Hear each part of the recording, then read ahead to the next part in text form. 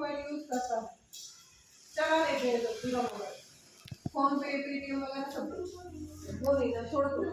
अच्छा घर में तो चलता होगा ना स्क्रीन टच मोबाइल। अब उसके जरिए क्या होता है, जैसे कि आप बच्चे हो, आपको नहीं पता, किसी ने व्हाट्सएप पे कोई लिंक भेज दिया आपको, या इंस्टाग्राम पे कोई भेज दिया।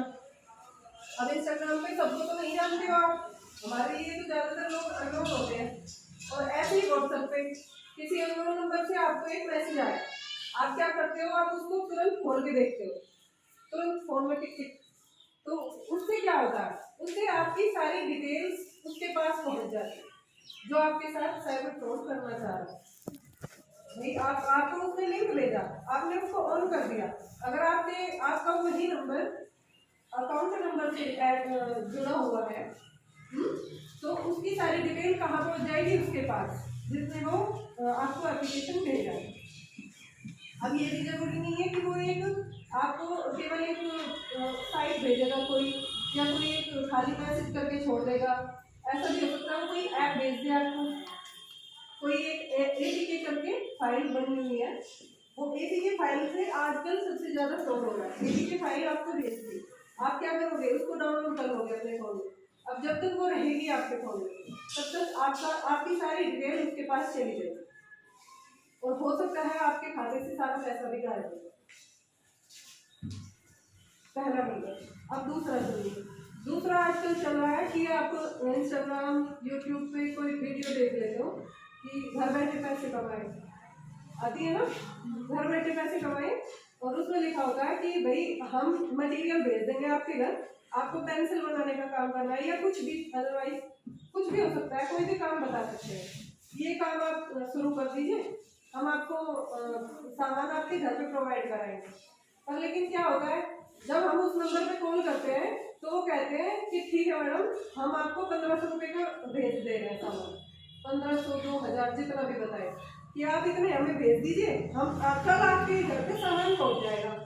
क्या होता है, सामान आता नहीं है, कल फिर आप उसको कॉल करोगे, भाई सामान नहीं है, वो क्या करेगा, ठीक है मैडम आप 200 रुपये और भेज दो, आज शाम तक आपका सामान आ जाएगा, आपने 200 रुपये और भेज दिए। ऐसे कर करके वो पता नहीं कितना पैसा आपसे ले लेता है, और कुछ पैसा जो आपके माध्यम से उस पर डिटेल चली गई है, वो उसका फ्रॉड कर ले, तो सारा जितना बैंक बैलेंस आपका है वो सारा उसके पास पहुंच जाता है।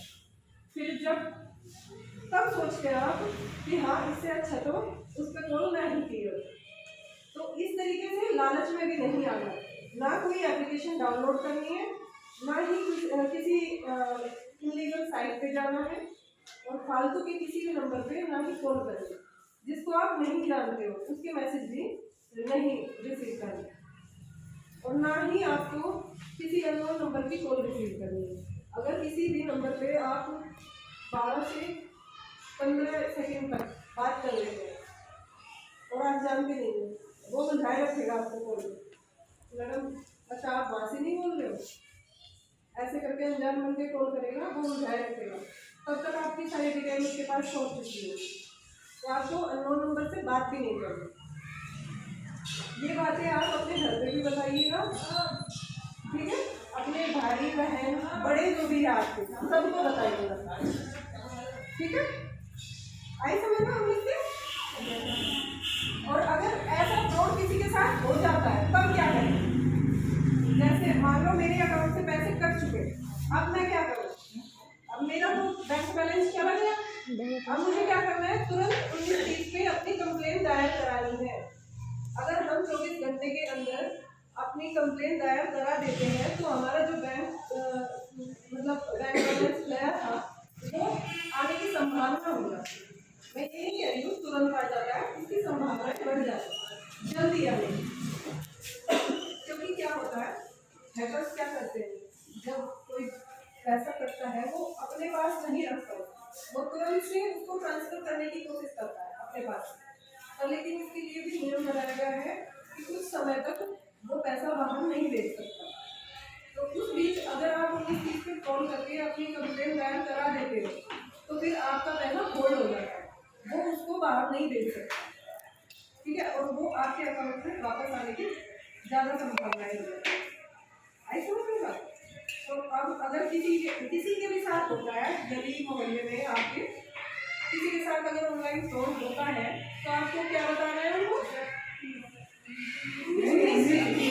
1930 पे आप या तो साइट की साइबर क्राइम की साइट पे जाइए, वहां से आप शिकायत दर्ज कराइए। 1930 पे तुरंत कॉल करिए, ठीक है।